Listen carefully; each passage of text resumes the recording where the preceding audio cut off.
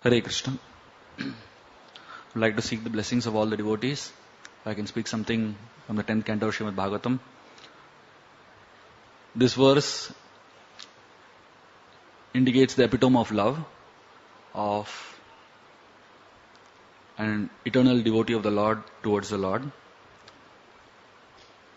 In this verse, we can see a lot of powerful themes which actually make this verse a crest jewel of the Srimad Bhagavatam.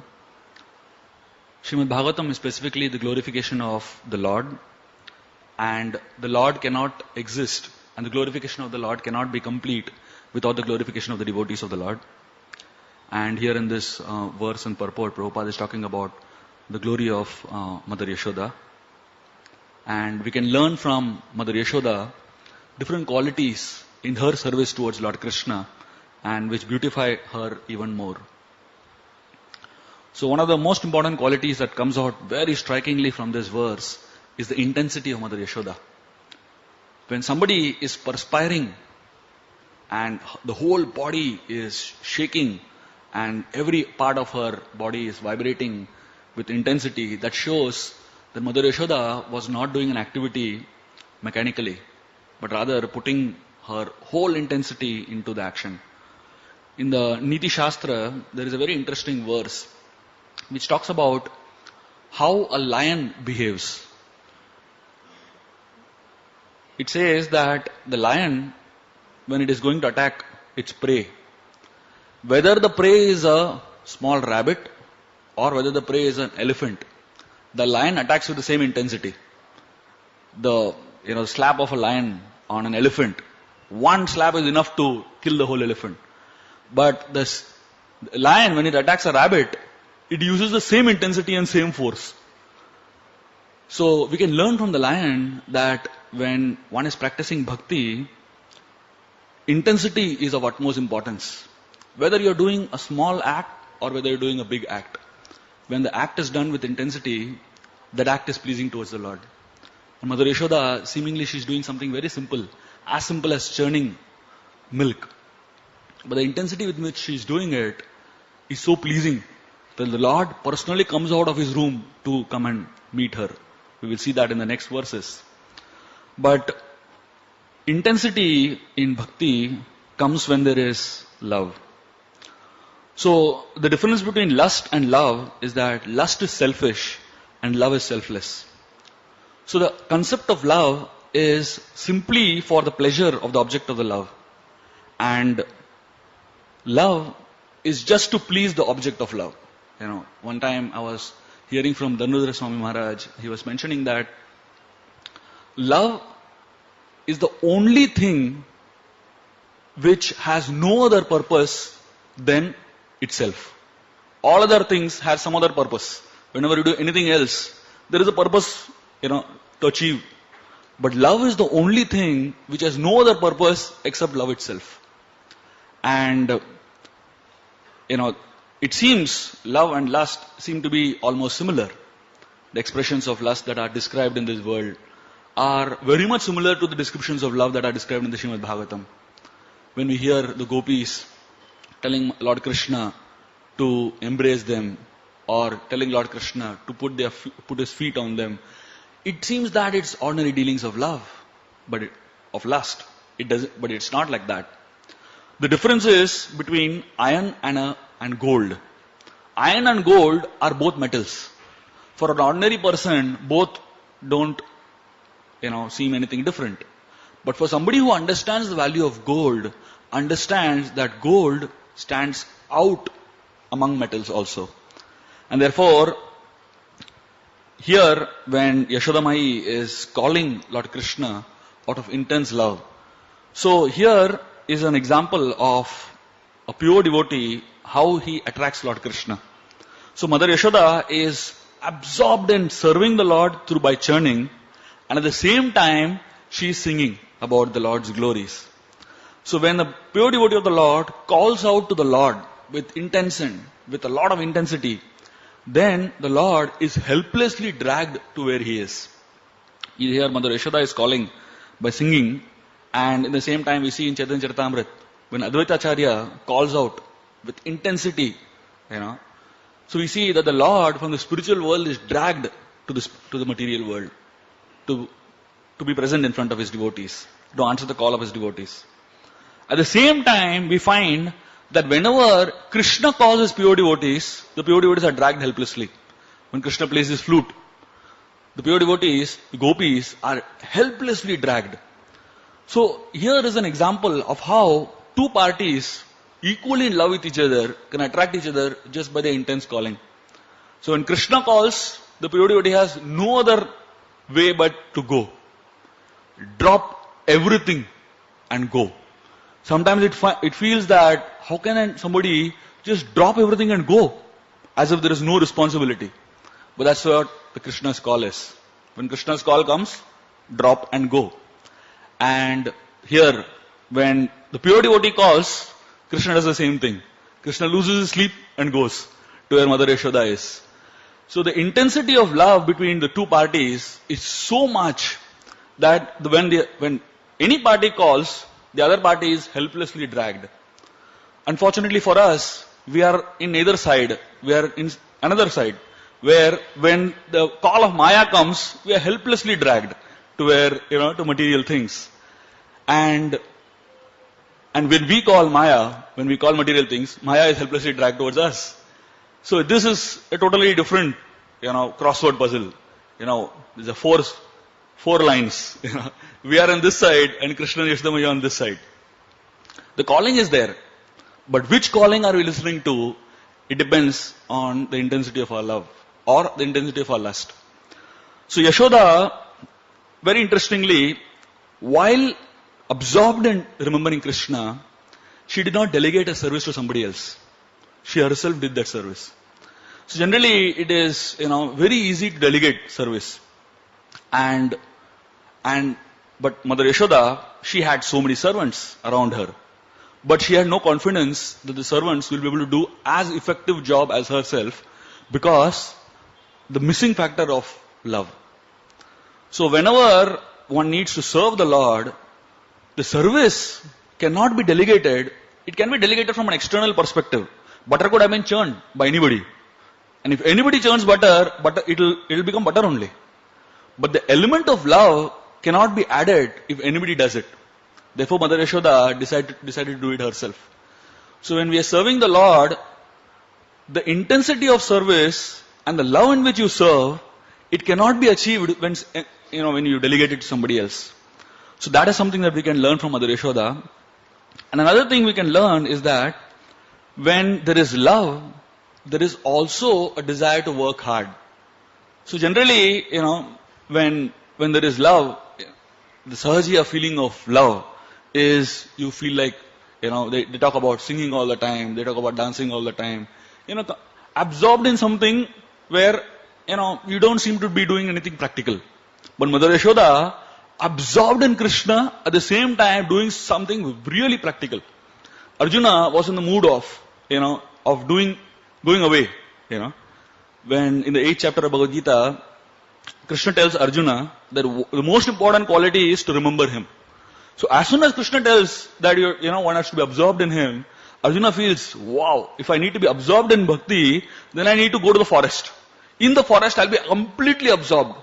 And then Krishna brings him back. 8.7, he tells him, Tasma sarveshu kaleshu mam anusmara yuddhacha. He says, anusmara, remember, but fight also. So this is like a paradigm for most people, that how to remember and fight, how to remember and serve, how to remember and perform your duty.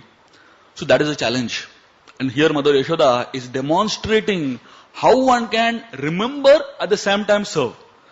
So when there is intense love, there is also a desire to work hard. There is also a desire to serve with full energy, full enthusiasm and full vigor.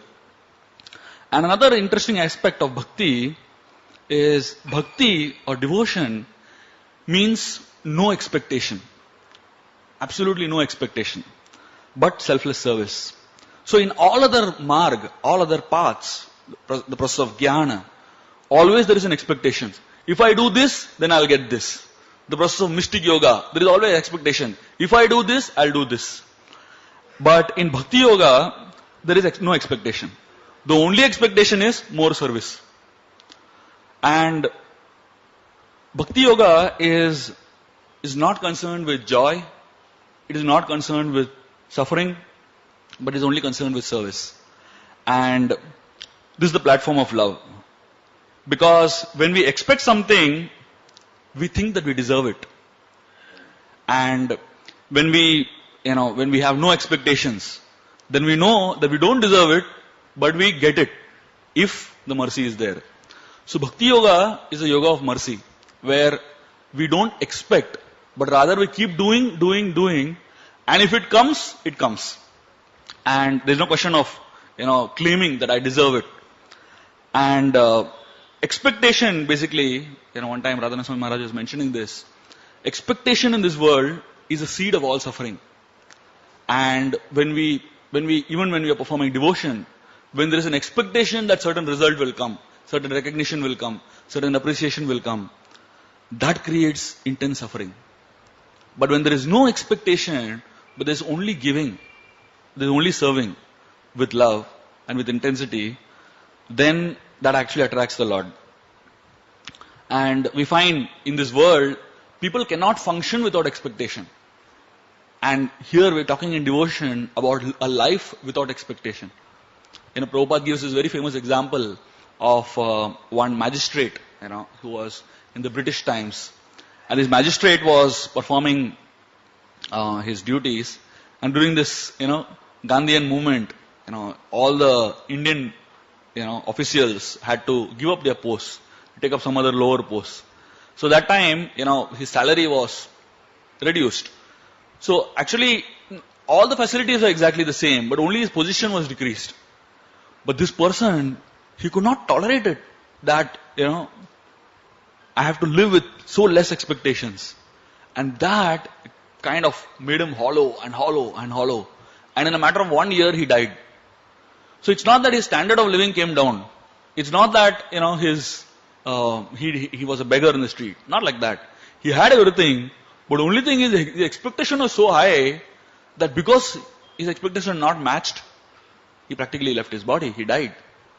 But in the spiritual realm, we find that, personalities like Rup Sanatan, Rup and Sanatan Goswami, they were the finance ministers and prime ministers of Nawab Hussain Shah. Huge amount of wealth.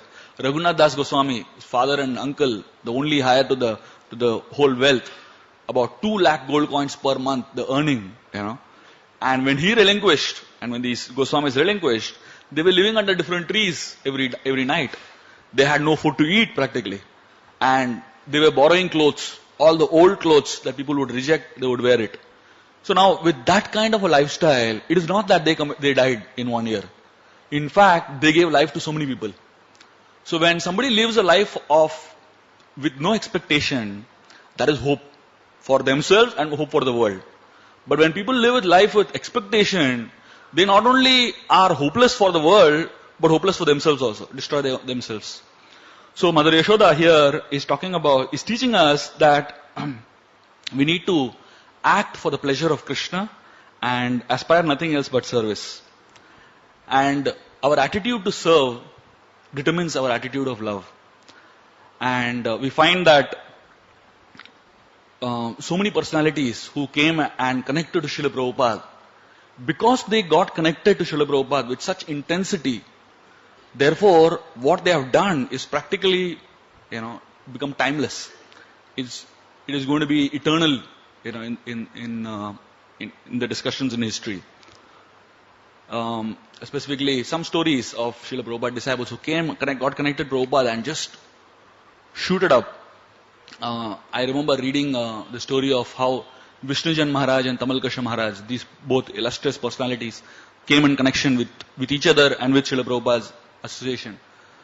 And one time, this was a time when both were not really connected. Tamalkasha Maharaj was coming once in a while to the Hare Krishna temples, but Vishnujan Maharaj was not really, he had never been to a temple at all. So both were musicians. Tamalkasha Maharaj was very good in playing the drum.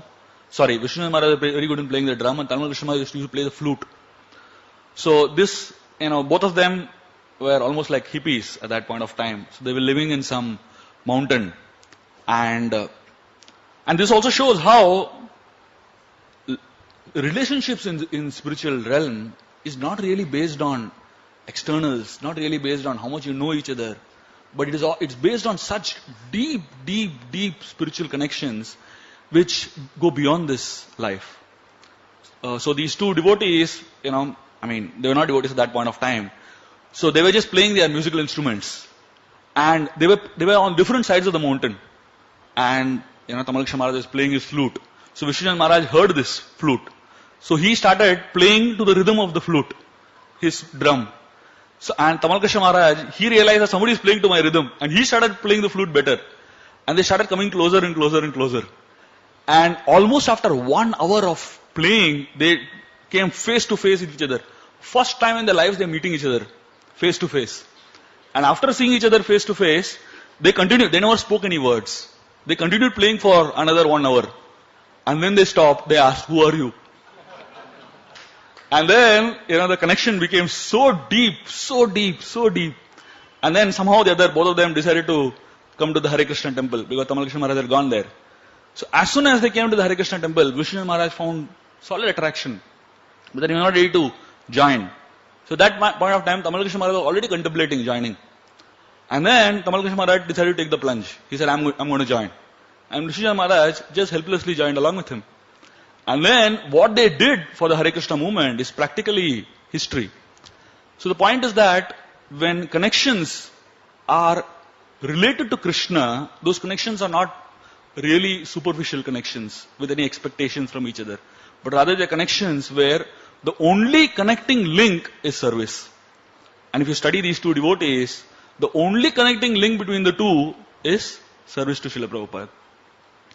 And another thing that we can learn from Mother Yashoda is that when a devotee is engaged in service, that sight is beautiful.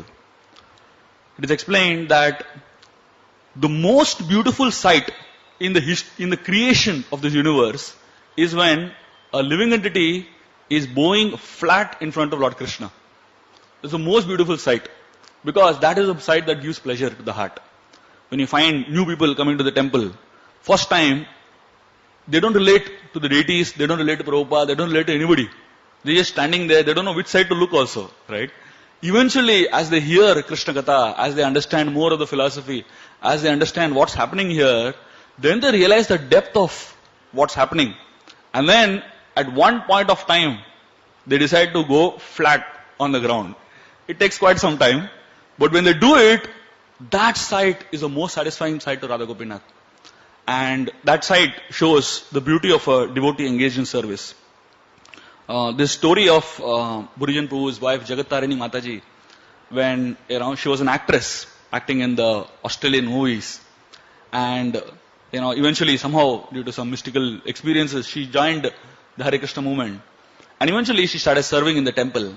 And when she started serving, somehow the newspaper reporters, they came to know that this person is here in the Hare Krishna temple. So they tried to somehow get her picture while she's doing some service. And they found the most odd picture they could get was when she was scrubbing pots in the kitchen. They took that photo and published it in the newspaper the next day with 2 photos. One as an actress with gorgeous dressing, makeup, and another, scrubbing pots in the Hare Krishna temple. And then, they wrote a whole article about how the transformation happened. So Jagat Tarini Mataji was very, conscious of this. And she didn't want to show her other previous photo to Srila Prabhupada, just because of embarrassment. But somehow, devotees showed Prabhupada this newspaper article. Prabhupada looked at it and he said, "This picture where she's scrubbing the pot, she looks more beautiful." From the external perspective, nobody would agree to Srila Prabhupada. How can somebody who is scrubbing a pot, in a dirty kitchen look more beautiful than an actress who is gorgeously dressed? But Srila Prabhupada could see the inner beauty of a devotee in serving the Lord. So that beauty is captured in this verse in the Srimad Bhagavatam, where Mother Yashoda is engaged in service to Lord Krishna. And Prabhupada is saying, when one is absorbed in meditating on the features, anyone who desires to become Krishna conscious should contemplate the bodily features of Mother Yashoda. So the point is, seeing a devotee engaged in service to the Lord is such a pleasure. And that can give us Krishna consciousness.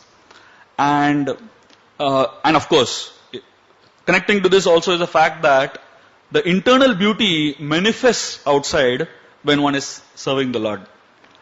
And this aspect of perspiration, many people don't get it, that how can two people doing exactly the same thing be, one is advancing and one is degrading, Prabhupada, many times in his lectures we hear, he always talks about this concept of pa-varga, pa, fa, ba, ba, ma. I've heard it so many times in my initial days. It is stuck so badly. Prabhupada would be so heavy on this particular pa-varga. He would say, pa means parishram, hard work, hard labor. He would talk about how materialists are working so hard to satisfy their bodily needs. And then he would say that working so hard, it leads to fena. Fena means foam in the mouth. I'll give you the example of a donkey, carrying the load of a washerman, foaming in the mouth, thinking that very soon I'll be getting grass. And then Prabhupada says that pa and fa leads to ba, ba and ma. Ba means bharyat, that is disappointment. Expecting, so much, working so hard, foaming in the mouth. And the first thing what you get is disappointment. The boss never pleased. How much ever you work hard, how much ever you try to please him, come on time. One day you don't come on time, that's it. All your years of endeavor in coming on time gone in the drain, disappointment. And then bha is bhaya, always fearful, whether I'll be able to please these people or no. Always fear. And fearful that whether I'll be able to get this result or no. And finally, all that ends in ma, mrityu. But when it comes to the devotees serving the Lord, Kunti Maharani, she prays to Lord Krishna. Very beautiful how she actually is glorifying Krishna with different names. She says, Shri Krishna Krishna Saka Vrishni Rishabhani Durga Rajanya Vamsa Dhananapavarga Virya Govinda Godvija Surarti Haravatara Yogeshwara Khila Guru Bhagavan Namaste. She says, Shri Krishna, O Lord Krishna. Krishna Saka means, O Arjun, O friend of Arjun. And she says, Vrishni, that means the chief of the Vrishnis. And then she says, Avani Dhrug Rajanya Vamsadhana. That means the one who destroys all political parties who are disturbing Mother Earth. Avani is Mother Earth. And then he says, Anapavarga. She says that Krishna's power never decreases. That means, here she is talking about this concept of how Krishna is Apavarga. Apavarga means the one who is affected by these five things. Pa, fa, ba, ba, ma. And Apavarga means one who is beyond these five things. And Anapavarga means Krishna who is the one who destroys, whose power never decreases. That means she is telling that when a living entity takes shelter of Lord Krishna, when he uses his pa and fa, that means fena, that means when he uses his parishram and when he uses fena, labor, in serving Lord Krishna, what happens is, ba, bha and ma doesn't affect the person. That means, here Mother Yashoda is using her hard labor, she is perspiring in serving Lord Krishna, and that perspiration is not going in vain. That perspiration is connecting her very strongly with Krishna. Krishna is being attracted by the quality of such a devotee. So, when one perspires in serving the Lord with intensity, that perspiration doesn't go in vain. Every drop of that perspiration actually is actually helping him cross the unlimited drops of material ocean. And in this particular theme, we also see that whether you are meditating on Krishna or whether you are meditating on his devotee, it is the same thing. It's not, the result is the same. So, Prabhupada is describing the beauty of Mother Yashoda, and he's going into so much details. He's talking about how her hair is like a black rain cloud, and the perspiration which is falling off from her face is like rain dropping from the black rain clouds. So the point is how when one is absorbed in in remembering his devotees, or one when is absorbed in remembering the Lord, the result is exactly the same. Like one time, there was a devotee, I don't remember who his name was, which he was absorbed in serving Ramanujacharya. And he was so absorbed in serving Ramanujacharya that he completely forgot to take darshan of the Lord. And somebody told him that, why don't you go and take darshan of the deities? He said, I am serving my deity and that's enough for me.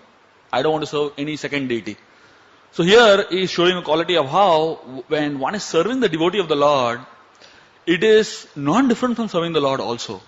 And one is absorbed in the beauty of the devotee of the Lord, one is actually getting benefit of seeing the beauty of the Lord himself. And then, this concept of churning. It is explained that Mother Yashoda here, she is using the churning rod as a manthan to churn the butter from the milk. And the same churning rod, this concept of manthan is so prominent in the scriptures. So many places manthan comes where churning takes place. One is the Samudra Manthan, where we hear about the Lord being instrumental in churning the ocean of milk. And then we find here Mother Yashoda churning butter from the milk. And then again we find, like in the case of Samudra Manthan, we find how the Supreme Lord actually is a part of the whole churning process. Churning cannot happen without the Supreme Lord's presence. And we find how the Supreme Lord practically this is one of the instances in the whole Srimad Bhagavatam where in one particular pastime, the same personality, Supreme Personality of Godhead, appears at least 10 different incarnations. The Lord appears as Kurma below. Lord appears as Ajita on top. Lord appears as Vasuki, as the churning the rope. The Lord appears as mode of goodness in the demigods, mode of passion in the demons, and mode of ignorance in Vasuki himself. The Lord appears as raindrops of, giving a lot of coolness to the devotees.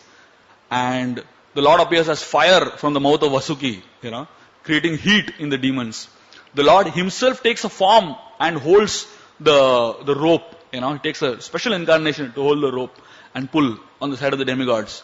The Lord also appears as Mohini Murti eventually. So many incarnations to churn the ocean. And so here Mother Yashoda is doing the job of churning on her own. And to reciprocate with her, Krishna comes and holds the rod. The concept of holding the rod is a very interesting concept.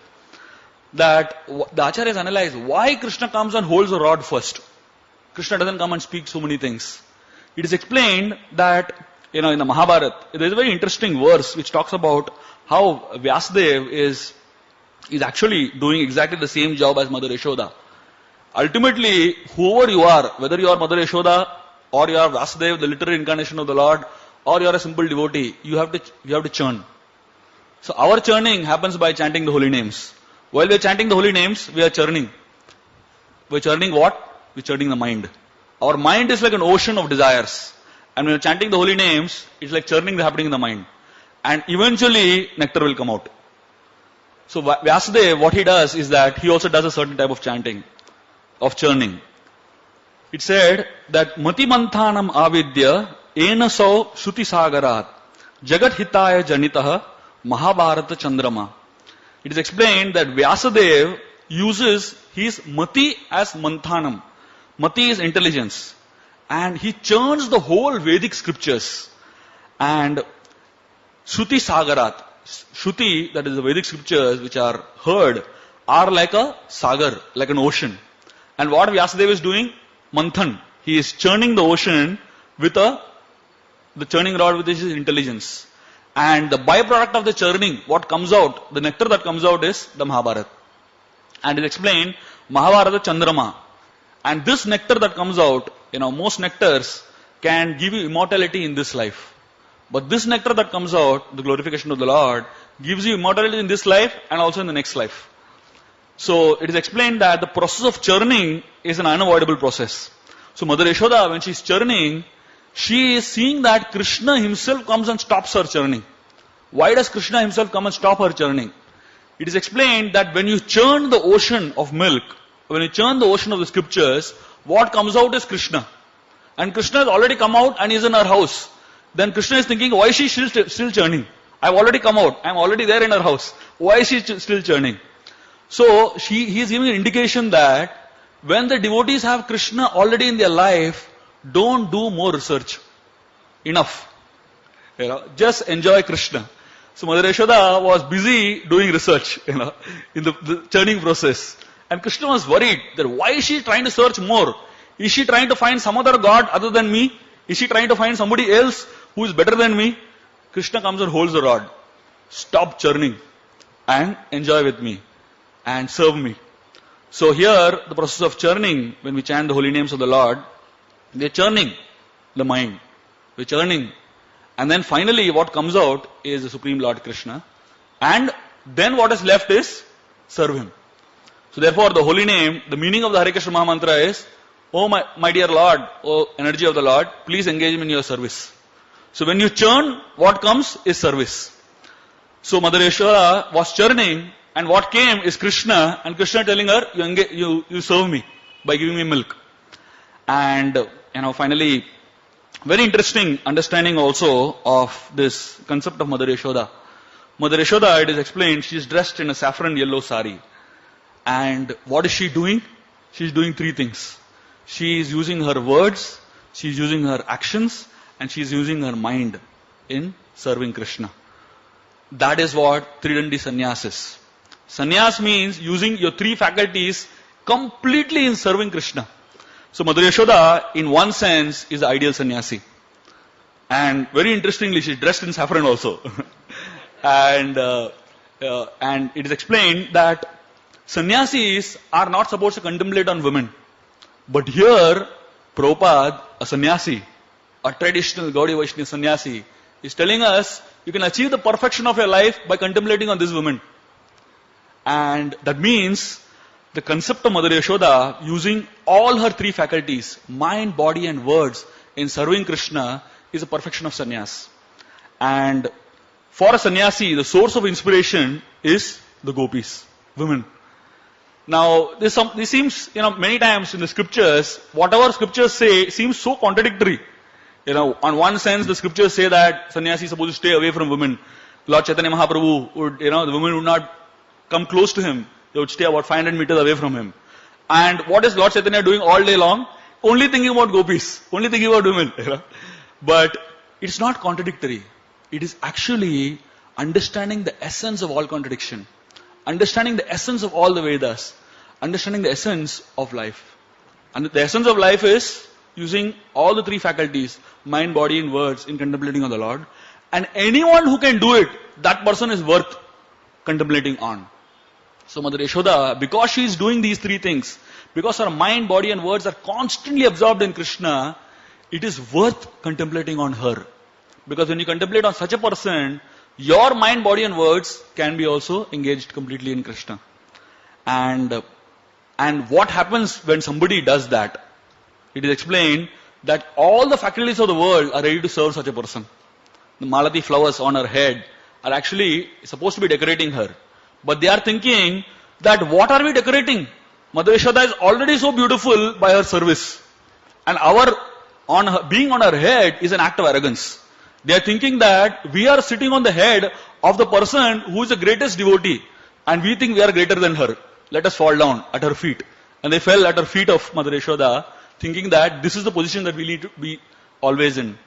So when one thinks that one should be on top of a devotee, that's a bad position to be in.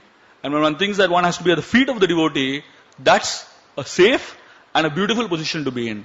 So the flowers, though ideally when on the head, they decorate the face, these flowers, when on the feet, actually decorate Mother Yashoda more. And finally, it's also said that the earrings of Mother Yashoda, the bangles of Mother Yashoda, in that particular arena where Mother Yashoda was churning butter, this is early in the morning. This was actually the Diwali day, Mother Yashoda, this is traditional Diwali, where the mother gets up in the morning and prepares sweets for the residents of the house. Traditional Diwali celebration. Nowadays, Diwali is celebrated by purchasing sweets from outside. And Mother Yashoda is showing an example, getting up early in the morning and doing it on her own. And the whole point is that early in the morning, there was nobody awake. So when Mother Yashoda was churning, she was singing also. So now when somebody sings, somebody has to play musical instruments, right? So the bangles and the earrings were thinking, let us serve Mother Yashoda by playing. And they were actually, clanking in the rhythm of Mother Yashoda's song. And finally, it is explained that the scriptures are filled with mothers who can teach us valuable lessons in life. And each of these mothers are people whom we can emulate, whom we can follow in their footsteps and perfect our lives. Specifically, 4 mothers which I was thinking, other than Mother Yashoda of course, is Mother Kunti, who by her example shows how a mother, the consciousness of the mother is to serve. The consciousness of the mother is to connect her sons to the Lord. And the consciousness of the mother is not just connect the son to the Lord, but herself be connected to the Lord. So Kunti Maharani, all her life, her only hope was Lord Krishna. And she taught her children, whenever there is difficulty, remember Krishna. Krishna is there. And she's not that she just taught her children, she herself followed it. Whenever she was in difficulty, remembered Krishna. Mother Kaushalya, the mother of Lord Ram. This is another mother who lived a life where her absorption was constantly in Lord Ram. Could not think of anything else other than Lord Ram. And again, Sumitra, mother of Lakshman, another example of how she was an epitome of engaging both her sons in service of the Lord. It is explained that when Lakshman was going to the forest with Lord Ram, he came to Mother Sumitra and he thought that he's going to console Mother Sumitra, telling her, don't cry, I'll come back after 14 years, I'm going to do something nice. But Mother Sumitra, she gave such a lesson to Lakshman that became his motto all through the trip of in the forest. Sumitra told Lakshman that from today onwards, when you go to the forest, she told him that your father, Dasharath, is not your father. Your father now is Lord Ram. She told him, your mother is not me. Your mother is Sita. She told him that Ayodhya is not your home anymore. Your home is the forest. And she told him that for you, pleasure means following Lord Ram. This is a mother telling her son. Generally, mothers are have a tough time telling her son, go and serve the Lord. And here is the mother telling her son, go and serve the Lord. And then eventually the son, at a later point of time in the Ramayana, when Lakshman is wounded and he is lying unconscious on the battlefield, Hanumanji is sent to get the Sanjeevani herb. So while he was flying, he passes through Ayodhya, Nandigram area. And Bharat sees, somebody flying in the air. So he thinks it is a demon. He shoots him and brings him down. And Hanumanji, when he comes down, he's angry. Why did you pull me down? So Bharat tells him, who are you? And Hanuman explains the whole story and then he explains how Lakshman is, practically dying on the battlefield. So Bharat, he takes Hanumanji with him to Mother Sumitra and tells her that, your son is almost on the verge of death. Sumitra's answer is an epitome of what an ideal mother is. She tells Bharat and Hanumanji, she tells, no problem. If Lakshman is dead, no problem. Take my second son, Shatrugna with you. Ram's service should continue. So the scriptures are filled with such mothers. And these mothers, scripture itself is our mother. And these mothers within the scriptures are teaching us how to connect to the real Father. Hare Krishna. ग्रंथराज Shrimad Bhagavatam की, श्रील प्रभुपाद की जय.